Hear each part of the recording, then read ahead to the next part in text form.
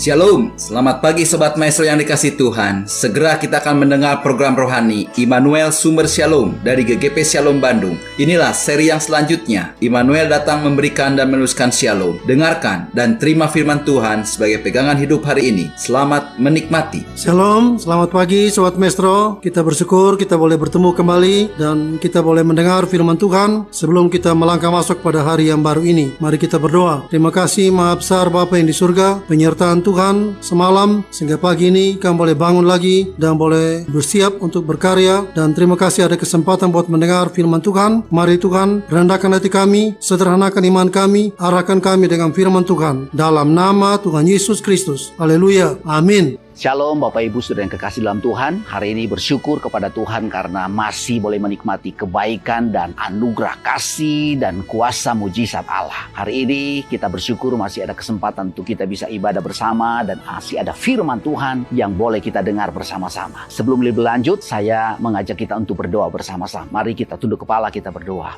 Bapa, kami bersyukur hari ini menjadi sukacita besar buat kami karena kami selalu merasakan kebaikan Tuhan, kasih Tuhan.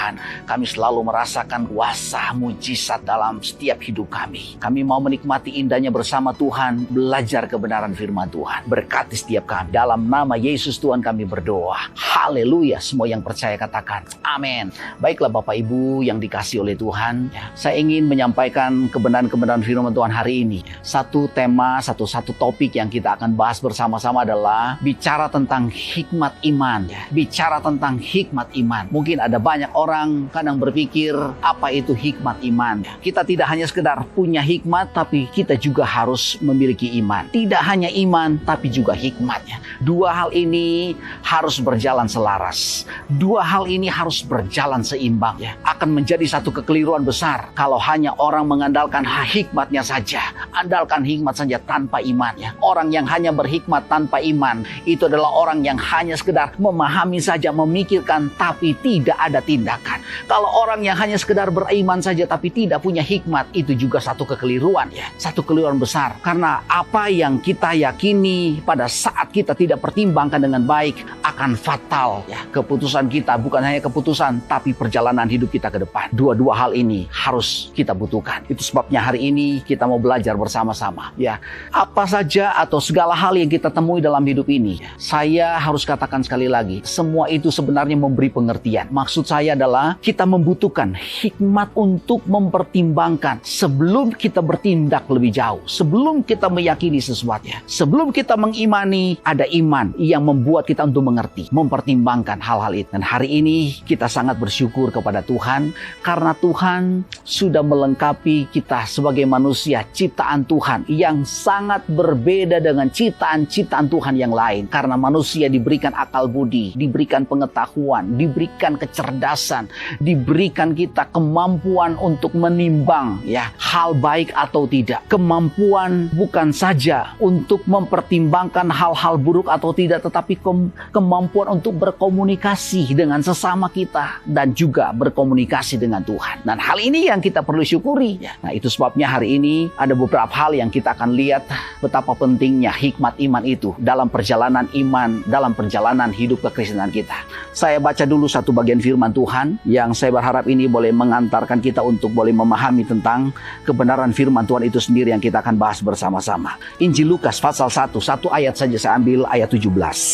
Saya ambil dari terjemahan sehari-hari atau bahasa Indonesia sehari-hari, atau kita kenal firman Allah yang hidup. Ia akan menjadi orang yang memiliki semangat dan kuasa seperti Nabi Elia pada zaman dahulu. Ia akan mendahului kedatangan Mesias untuk mempersiapkan umat manusia bagi kedatangannya. Ia akan melembutkan hati orang tua sehingga menjadi seperti hati kanak-kanak, dan ia akan mengubah pikiran yang tidak taat menjadi bijaksana dalam iman. Perhatikan kalimat terakhir. Ia akan mengubah pikiran yang tidak taat menjadi bijaksana dalam iman. Sebenarnya ini adalah kisah tentang bagaimana kehidupan daripada Yohanes Pembaptis yang akan menjadi orang yang sangat luar biasa dipakai Tuhan. Salah satu yang diungkapkan tadi oleh firman Tuhan itu ada di ayat 17. Tuhan melengkapi dia dengan hal-hal yang luar biasa yang akan membuat orang-orang akan berbalik. Orang-orang akan memilih pengertian, pertimbangan-pertimbangan yang matang. Baik, tidak panjang lebar. Ada orang mungkin bertanya, apa itu hikmat? Hikmat itu adalah mempergunakan pengetahuan dengan benar. Kalau di bahasa Indonesia mungkin orang lebih kenal hikmat itu adalah kebijaksanaan. Tapi hari ini kita akan lebih dalam lagi. Kalau pengertian adalah mempergunakan pengetahuan dengan benar, bagaimana dengan kita? Karena Alkitab sendiri mendukung bicara tentang hikmat. Tuhan Yesus sendiri memberitahu kepada murid-muridnya, kamu mengasihi aku tidak hanya sekedar mengasihi dengan segenap kekuatan, segenap jiwa, segenap hatimu, tapi dengan segenap akal budi. Kita perlu lewat doa daripada Salomo saja, sampai dia meminta pada saat dia dipercaya Tuhan untuk menggantikan ayahnya memimpin bangsa Israel. Dia minta adalah hal apa? Dia tidak minta kekayaan, dia cuma minta dua hal. Berikan dia hikmat dan pengertian. Cuma itu yang dia minta, supaya bagaimana dia bisa memimpin bangsa ini dengan pertimbangan-pertimbangan yang matang, supaya membawa bangsa ini menjadi bangsa yang baik. Nah, Tuhan berikan kepada dia. Kenapa pentingnya hikmat iman itu? Satu yang kita akan lihat, dengan hikmat iman ini supaya kita tahu dan kita sadar dan mengakui kebesaran Tuhan, mengakui siapa Tuhan lewat segala perkara, lewat ciptaan Tuhan. Bapak Ibu, ada begitu banyak orang sekarang ini kadang-kadang lupa dengan keadaan itu. Sudah ada begitu banyak hal yang sebenarnya Tuhan buktikan, Tuhan tunjukkan, yang sebenarnya kita tahu, kita sadar itu, tapi juga ternyata tidak menyadari bahwa semua yang Tuhan lakukan, Tuhan izinkan, yang kita lihat tidak membuat kita untuk mengakui Dia sebagai Tuhan. Saya kutip satu bagian firman Tuhan. Firman Tuhan berkata di dalam Roma pasal 1, beberapa ayat saja yang saya ambil, yang saya berharap Bapak Ibu bisa mengikutinya. Ayat 18, 19 sampai 21. Firman Tuhan berkata seperti ini. Sebab murka Allah nyata dari surga atas segala kefasikan dan kelaliman manusia, yang menindas kebenaran dengan kelaliman. Karena apa yang dapat mereka ketahui tentang Allah nyata bagi mereka, sebab Allah telah menyatakannya kepada mereka. Sebab apa yang tidak nampak daripadanya, yaitu kekuatannya yang kekal dan keilahiannya, dapat nampak pada pikiran dari karyanya sejak dunia diciptakan, sehingga mereka tidak dapat berdalih. Sebab sekalipun mereka mengenal Allah, mereka tidak memuliakan Dia sebagai Allah atau mengucap syukur kepadanya. Sebaliknya pikiran mereka menjadi sia-sia dan hati mereka menjadi bodoh dan menjadi gelap. Bapak Ibu, dari kisah ini sebenarnya sedang memberitahu buat kita semua, mengingatkan buat kita betapa Rasul Paulus kembali mengingatkan kepada orang-orang yang di Roma. Jangan sampai kelaliman kita itu membuat pikiran kita tidak mau sadar, tidak mau mengakui siapa Tuhan lewat segala perkara yang Tuhan izinkan, lewat karyanya, lewat ciptaannya. Kita tidak bisa mengakui Dia sebagai Tuhan. Rasul Paulus dengan tegas, sebenarnya dari awal kamu mengenal siapa Tuhan, tapi kamu sendiri tidak mau mengakui Dia. Di ayat 21, firman Tuhan dengan sangat tegas memberitahu, malah Paulus dengan tegas kasih tahu, memang mereka mengetahui tentang Allah, tetapi mereka tidak mau mengakuinya. Padahal mereka sudah melihat kebesaran Tuhan, kesaksian yang luar biasa lewat ciptaan Tuhan. Yang kedua, kenapa kita butuh hikmat iman? Karena lewat hikmat iman ini supaya kita tidak sekedar sadar dan mengetahui dan mengakuinya, tapi tahu bersyukur dan memuliakan Tuhan. Dari kisah ini saya kutip kembali dalam kitab Roma pasal ayat 21. Saya baca dengan lengkap ayat 21. Mereka memang mengenal atau mengetahui tentang Allah, tetapi mereka tidak mau mengakuinya dan tidak mau menyembah Dia atau mengucap syukur kepadanya. Dari hari ke hari mereka mulai memikirkan hal-hal yang bodoh mengenai rupa Allah serta kehendaknya. Akibatnya mereka yang menjadi picik, menjadi gelap dan kacau. Mereka tahu siapa Tuhan. Tidak sadar, mereka tidak mengakuinya, tapi mereka tidak mau menyembah, tidak mau memuliakan, tidak mau bersyukur pada Tuhan. Hati-hati saya dengan pemikiran-pemikiran, pertimbangan-pertimbangan yang Tuhan kasih, kemampuan yang Tuhan kasih pada kita. Dengan adanya COVID-19 Tuhan izinkan terjadi, bukan hanya negara tertentu tapi seluruh dunia. Sebenarnya membuka pikiran kita supaya sadar, supaya tahu.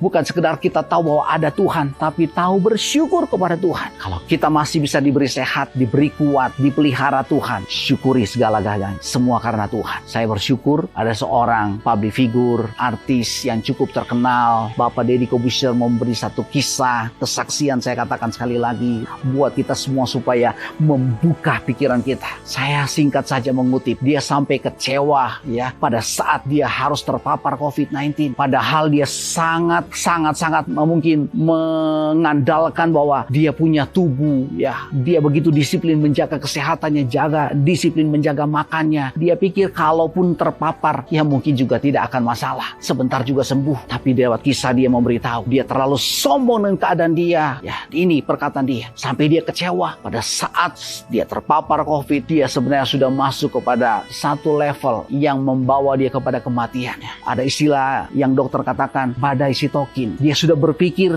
ini akan selesai. Tapi Tuhan masih beri kesempatan buat dia untuk bisa menikmati hidup ini. Ada orang-orang yang boleh dipakai Tuhan untuk menolong. Dari situ dia memberitahu, saya sadar untuk tidak sombong dengan semua yang saya punya. Tidak sombong dengan keberadaan yang saya miliki ini. Nah, hari ini mengajar buat kita semua. Tuhan kasih kita harta benda, Tuhan kasih kita kekayaan, Tuhan kasih kita usaha, Tuhan kasih kita pekerjaan, Tuhan kasih kita kesehatan. Jangan sombong dengan semua itu. Dalam sekejap waktu pun Tuhan bisa ambil segala-galanya. Ya, saya kutip sedikit, Ayub saja sendiri sampai kaget Tuhan boleh ambil segala-galanya dari hidup dia. Tapi dia kembali bersyukur. Tuhan yang memberi, Tuhan yang mengambil. Terpujilah nama Tuhan. Ajar kita dengan segala situasi yang terjadi supaya kita tahu bersyukur dan memuliakan Tuhan ya.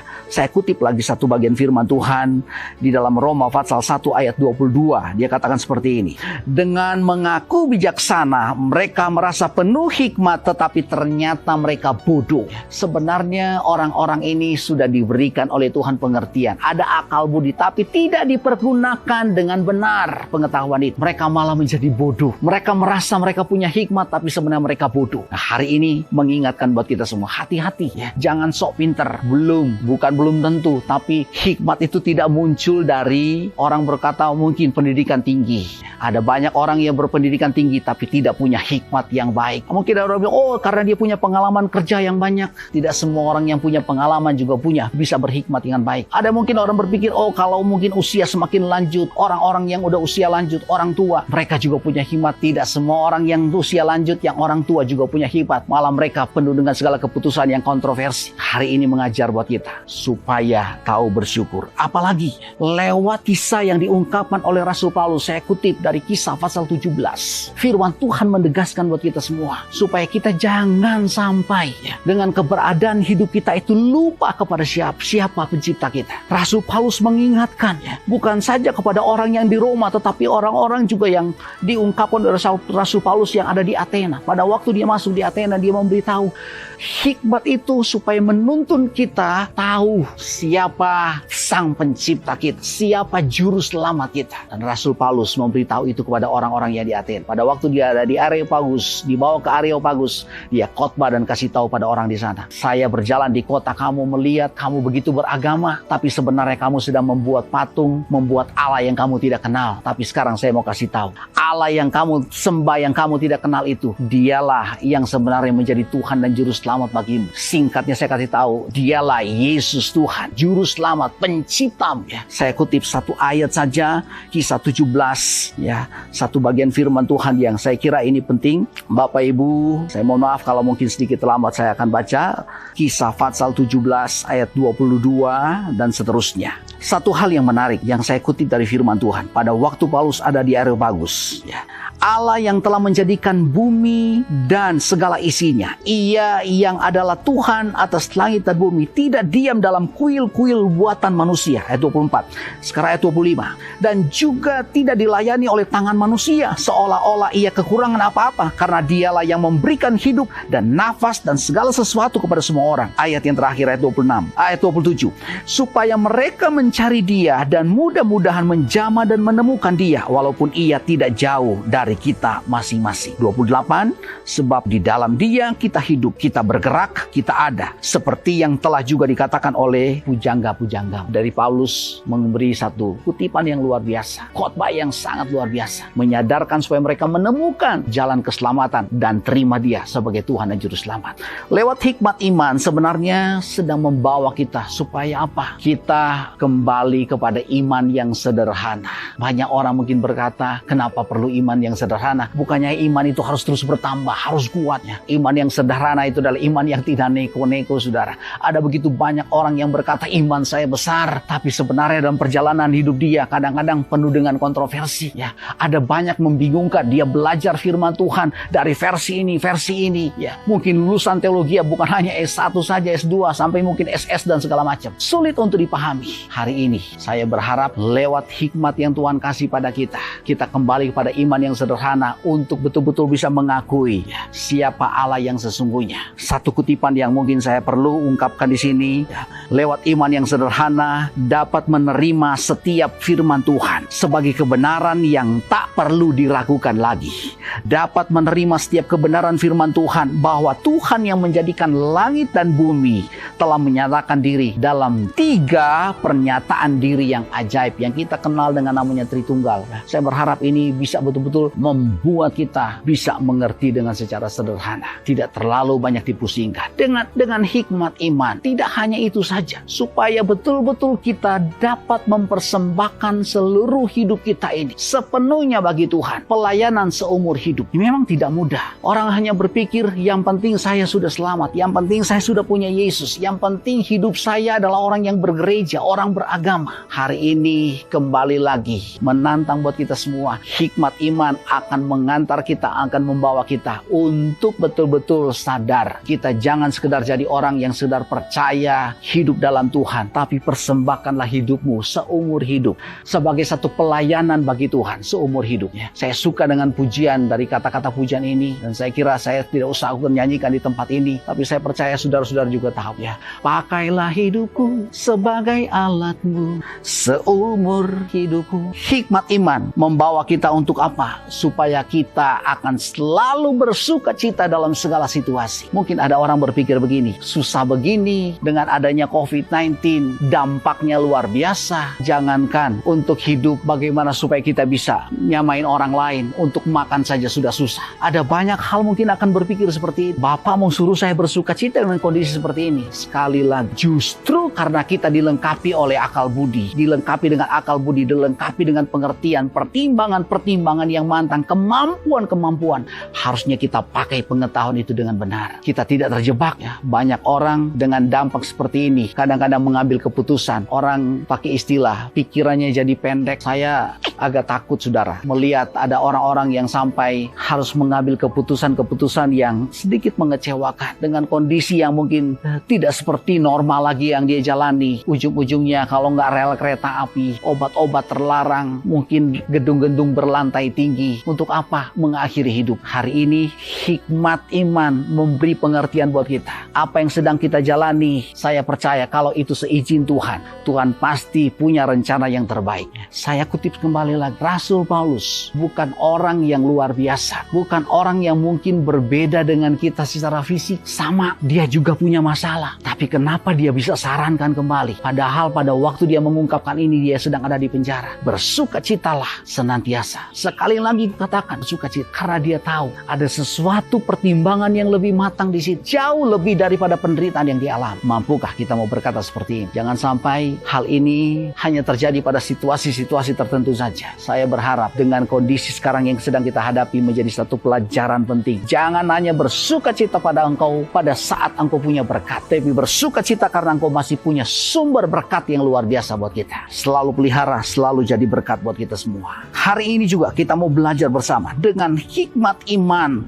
Bukan saja membuat kita mampu bersukacita dalam segala situasi seperti dalam kitab Filipi pasal 4 ayat 4 yang sudah katakan tadi, tapi kita juga mampu tetap tabah, tetap setia kepada Tuhan. Enggak mudah memang. Seperti yang saya sudah katakan tadi, orang mungkin berpikir, Bapak sih gampang ngomong seperti itu ya. Saya mengalami dampak dan kondisi seperti ini. Untuk tetap setia kepada Tuhan, untuk ngomong mungkin gampang Pak, tapi hari ini saya harus katakan sekali lagi, bukan sekedar dari pengalaman pribadi, tapi ini kebenaran firman Tuhan.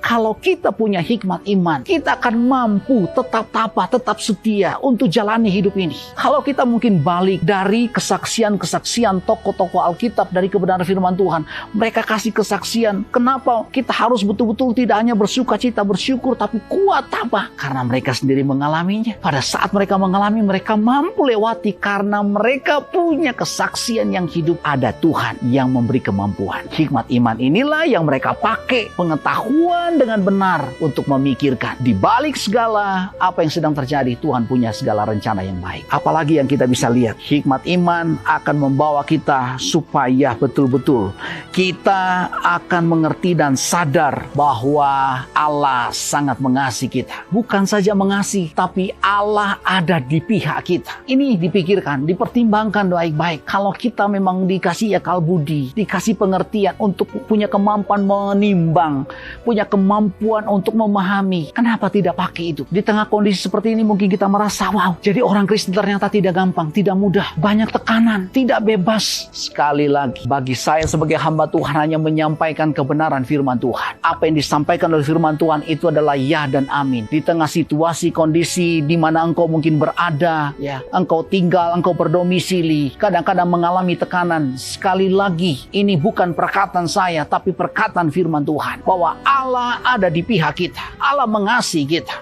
Kalau Bapak Ibu mungkin sedikit supaya lega, saya kutip satu bagian firman Tuhan yang saya berharap ini bisa menjadi satu masukan buat kita semua, supaya kita tidak gampang, tidak mudah. Saya ambil dari kitab Roma. Firman Tuhan dengan sangat tegas memberitahu, Roma pasal 8. Saya baca dari ayat 35 saja, mempersingkat waktu. Roma 8 ayat 35. Siapakah yang akan memisahkan kita dari kasih Kristus? Apakah itu penindasan, kesesakan, atau penganiayaan, atau kelaparan, atau ketelanjangan, atau bahaya, atau pedang? Ini kasih Tuhan. Tapi dalam semuanya itu, kita lebih daripada orang-orang yang menang oleh Dia yang telah mengasihi kita. Sebab aku yakin bahwa baik maut maupun hidup, baik malaikat maupun pemerintah baik yang ada sekarang maupun yang akan datang, atau kuasa-kuasa baik yang di atas maupun yang di bawah, ataupun sesuatu makhluk lain, tidak akan dapat memisahkan kita dari kasih Allah yang ada dalam Kristus Yesus Tuhan kita. Karena memang Allah ada di pihak kita, ya. Allah betul-betul ada bersama dengan kita. Siapakah yang akan menggugat orang-orang pilihan Allah? Gak akan ada, karena memang Tuhan ada di pihak kita. Saya yakinkan buat kita semua, kalau Allah di pihak kita, kita tidak hanya menjadi orang-orang penerobos, tapi pemenang bersama dengan Tuhan.